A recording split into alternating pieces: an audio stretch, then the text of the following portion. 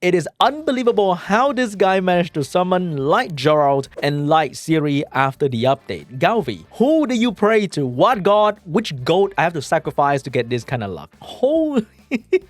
Look at this. He owned 2 units. So today we have a double showcase for these 2 units, starting off with the Light Geralt. He brings his own mechanic. He can stack up adrenaline score, and at 3 or higher, he can use this skill regardless of the cooldown situation. So he can keep using this skill if the score is 3 or higher. And if you are attacking 3 enemy at the first turn, then you can violent proc and use this skill again instantly, which is really good. And when he get attacked, he'll increase his own attack bar, but he will lose 1 score. So if you're at 2 or 1 score, you cannot use his skill if it's on cooldown. But if you manage to direct the threat away from him, then he can keep using this skill forever, which can AoE defense break and AoE attack bar reduction, which is kind of cool. So in this battle, the water unit will aim for the fire tank and the wind Fuki will go for the Miyang, so he will not get attacked whatsoever. He's at 3 score right now, so if he take another turn, he will be able to use his skill 2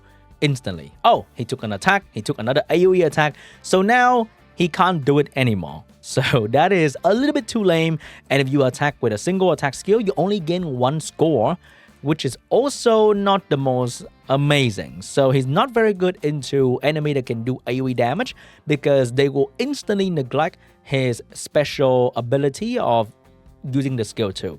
And when I stack up to 3 stack once again, but by then his skill 2 is already off cooldown, but then we get attacked once again by another AoE damage. So it's kind of lame-ish. If he violent proc, he can keep using it, or if you give him like a Rakuni, for example, to give him another turn, then he can use the skill instantly. So as you can see, with a 5 stack, we can use the skill, and if we get another turn, we can use the skill once again. So is this absolutely amazing?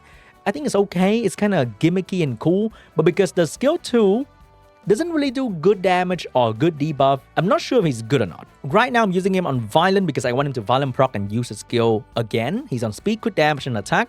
Not too crazy attack, but good enough for the most part. And the damage is okay, not too amazing. The cool thing I find about this guy is that he provides his own defense break, so I guess that is a big bonus. But as you can see right here, not exactly consistent, and if you don't land a defense break in the first hit, then your damage is pretty meh. But as I can say before, if he violent procs, then he can be quite cool. But oh boy, we can do it again, which is cool, right? We're gonna strip that, and we're going to potentially do it again. And if he get attacked, he gain a lot of attack bars, so he can move quickly back into the damage. So he's like, I would say a bruiser-ish unit. I don't think he's going to be made to be the main damage dealer. He should be paired with maybe a bruiser team so that he can be doing this all the time. So at 5 stack, and if your skill is off cooldown, it provides no crazy benefit. And you don't do any extra damage if you do the skill 1 as well. So I think they need to give him something extra when this skill is off cooldown, and maybe give him some special bonus in a skill 1 at 5 stack, because sometimes you don't exactly need to do the skill 2 at all. You kind of want to get the skill 1 going. As you can see, the damage is okay at best. So maybe he needs to be used with a unit that can provide him with turn right after turn 1, so that he can keep doing the cool stuff. So for example, we have Raccoon, he boosts attack bar, and he can just do it again. If he violent proc, he can do it again. But it's not something that you're gonna get all the time, and he doesn't really have anything that can protect himself against real damage. As you can see right there, we're getting absolutely crushed by the enemy, but the good thing is we gain a lot of attack bar in between, so we can kind of self-cleanse the defense break as well. So that is ouch. Unlike this enemy Theomas here, he doesn't need to gain attack bar if he just gain extra turn all the time with his violent rune thingy. So we're gonna finish the Theomas off, and we can potentially do this skill again. But then if you have the skill off cooldown, it feels less cool when you can use it, right? Because you just have it.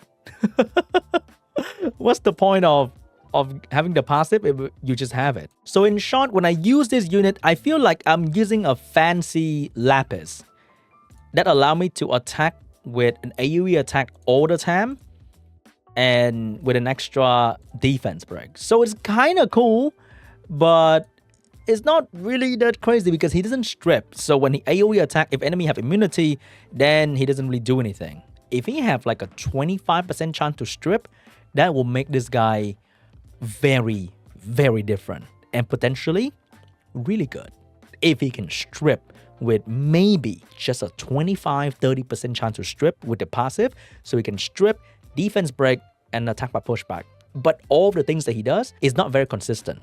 So maybe that's going to be the buff that he's going to get. Because right now I think he's missing something. And that is just come to a standard practice at this point, is that they will make these new units that potentially can be really good, but not really good. Okay, that was pretty good damage. If he violent proc, it's so good. If he doesn't violent proc, then he's not as cool. But maybe. They're all made for future balance patches so that they have things to work on, so they can ignore all units that are bad and irrelevant like Rahu or Light Horse or whatever. But yeah, if you can just strip just a little bit, wait, what? What am I saying?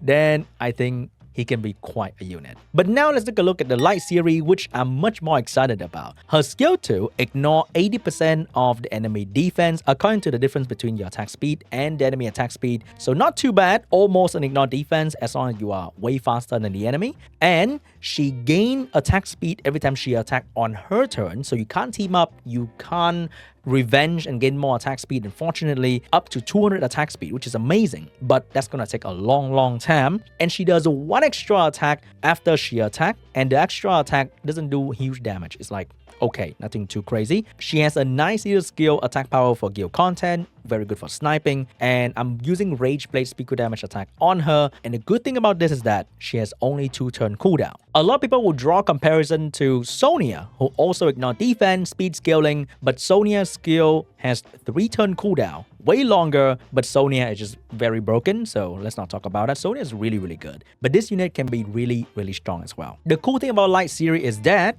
you can hit fire unit. Sonya cannot really hit fire unit, potentially can, but Light Ciri would make it much easier. So we're going straight for the Rakan right there. Very good damage, okay? You might say, Sean, 60k is like okay-ish, but for the most part, 60k is more than enough, and she's really fast. And look at that. Her attack bar is filled up to full already, and the Chandra hasn't taken a turn just yet. We might lap the Chandra. We almost lapped the Chandra, but we're really fast. And look at that skill 1 damage. That is very decent damage. And we have the skill 2 again. And by now, she has gained 40 more speed. And let's take a look at the damage without any buff whatsoever. 30k. Very good. And now she's still getting faster. By the time she gain another turn, Chandra is not even half, oh wait, a bit more attack bar, but she can gain another turn. And look at that. Very good damage. I like this one for guild content a lot. And when you don't need to use the speed leader because enemy doesn't have any speed lead, you can go with the attack lead as well, and you can go with a unit that can decrease the cooldown time by 1 turn, and that is enough to give her the skill 2 back. So you buff her, okay, you can use Bastet, you can use other like Wind, Barbaric King, whatever, and then you go for the damage. For example, you go for this guy, boom. Very easy. And then you boost her attack bar, reduce her cooldown by 1 turn only. Only 1 turn. Okay? And she has the skill ready to go once again. And way more damage because she gained a bit of speed in her first attack, which is amazing. And then just a little bit more, and then she get the skill once again.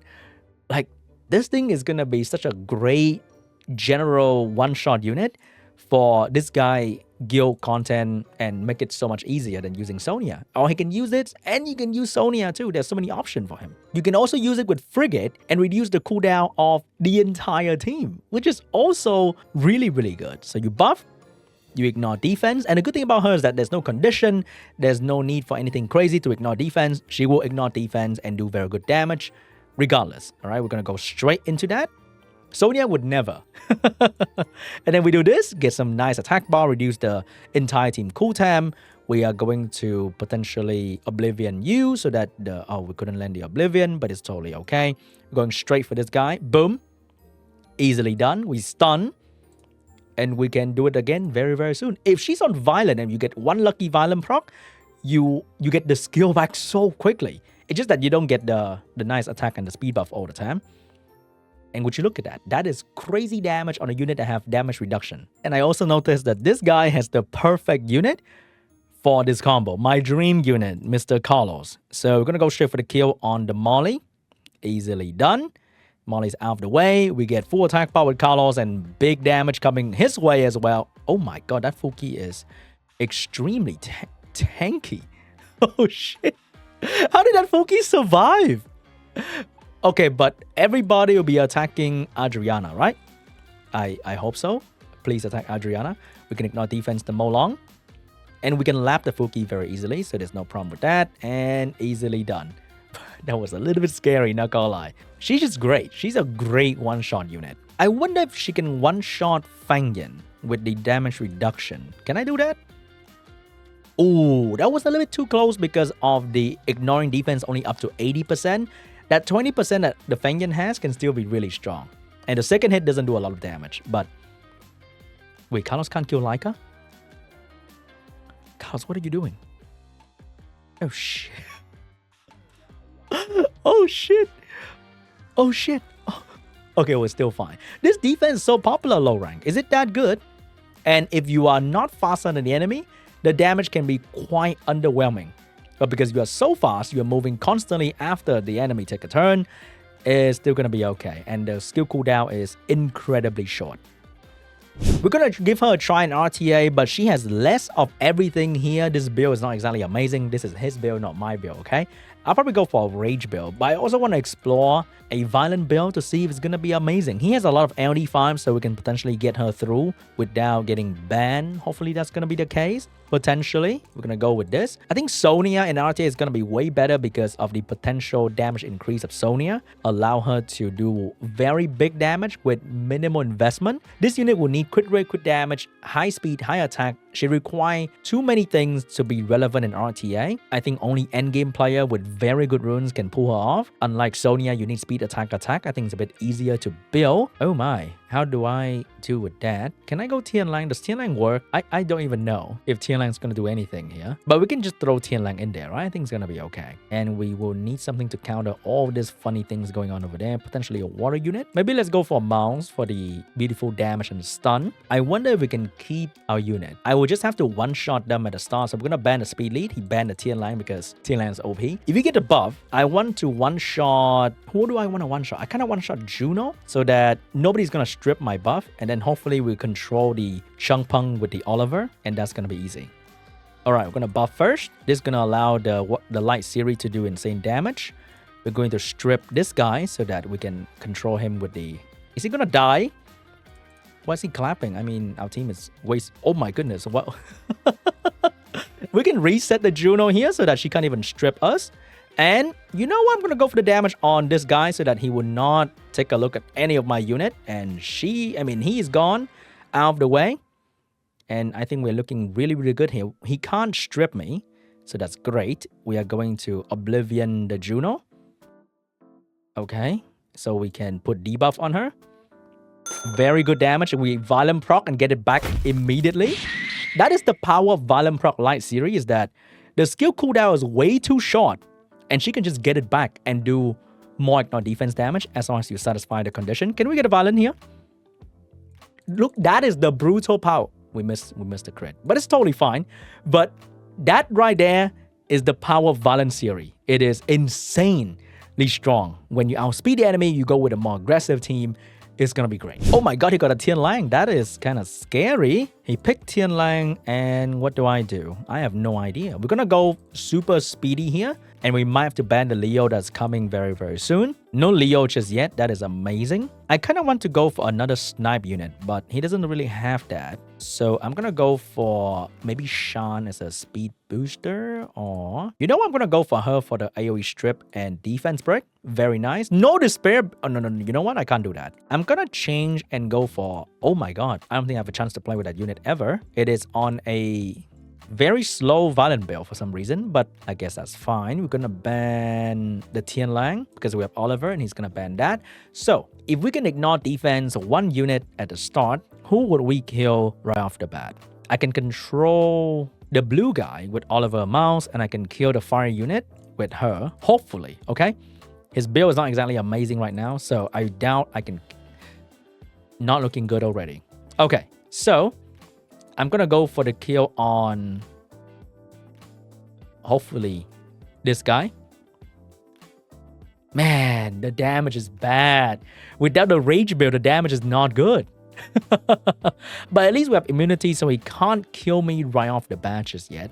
And I couldn't kill the blue guy because he has a revive skill. I needed the Oliver to reset the skill right there. But I think we're gonna lose here. I think Sonia would have killed something else much better. But her damage is just not the most amazing. So we're gonna take the L here and learn that her damage without a rage build is just not really good. And that's it for our little first impression today. Thank you so much for watching. Hope you guys enjoyed this video, and I'll see you guys in the next one.